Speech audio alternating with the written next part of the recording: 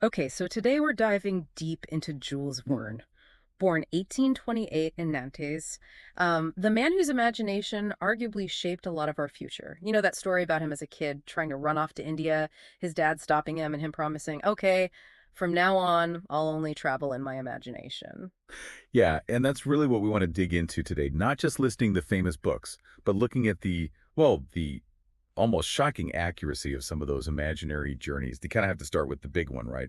From the Earth to the Moon, 1865. Right, and the details there, I mean, this is more than 100 years before Apollo 11. He talks about three travelers launching from Florida, a spacecraft made primarily of aluminum, and then landing, splashing down in the Pacific Ocean. Those aren't just vague ideas, are they? They're like operational specifics. Exactly. And it makes you ask how. How does a writer in the 1860s nail down those sort of arbitrary logistical points? It wasn't magic. It was this intense process of scientific extrapolation, grounded in just tons of research. Yeah, that's key, isn't it? His method. People picture this wild imagination, but his office, it was packed. Something like 20,000 research cards, maybe 12,000 books. His whole approach was asking, okay, if this technology exists now, what's the logical next step? Where could it be in 100 years? And you see that method crystal clear in that manuscript his publisher actually rejected back in 1863. Called it Too Unbelievable, Paris in the 20th Century. It wasn't even found and published until, what, 1994, 131 years later. Wow. Okay, so given technology in the 1860s, what was so outlandish in that book? Well, beyond the stuff we almost take for granted now, like gasoline-powered cars, massive traffic jams, even air pollution, it was the whole societal infrastructure shift he saw, Hmm. electric lighting becoming common, high-speed trains, mass production of food delivered right to people's homes, and women working equally in, well, pretty much every field. He saw the trajectory. Okay, so that's infrastructure. What about like personal tech, communication? I'm thinking of in the year 2889, he described this thing, the phonotelephone. It sounds exactly like a global network where people could see and talk to each other across thousands of kilometers. Video calls, basically. Plus, instant global news sharing, even a kind of online banking.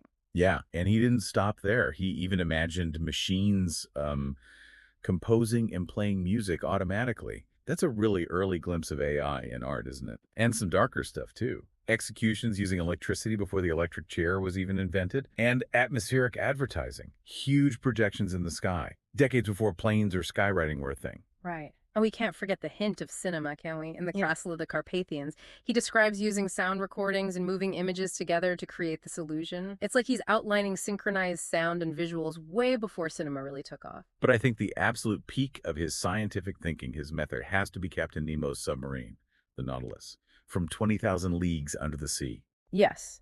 It's the perfect example of his research put into practice. How did it work again? Powered by electricity, right? Generated through chemical reactions with sodium and mercury. And it even had weapons that used electric shocks to stun enemies, like early tasers. Exactly. But here's the truly stunning part, the detail that just shows his process. The Nautilus made its own oxygen.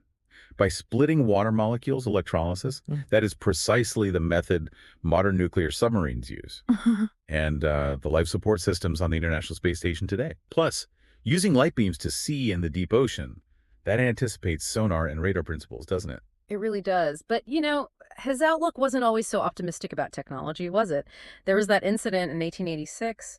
His nephew, who had mental health issues, shot him, left him with a permanent limp. Yeah, that event really seemed to shift his perspective. It darkened his worldview quite profoundly. You see it in his later books. Science starts appearing not just as a tool for progress, but as something potentially destructive, reflecting maybe his own pain and perhaps a growing doubt about where technology unchecked could lead. He passed away in 1905, age 77. But that image of his tomb sculpture, it's powerful. Verne himself sort of breaking out of the gravestone, reaching for the stars, it really symbolizes that relentless quest for knowledge he had. Hmm. So maybe the final thought for you listening is this.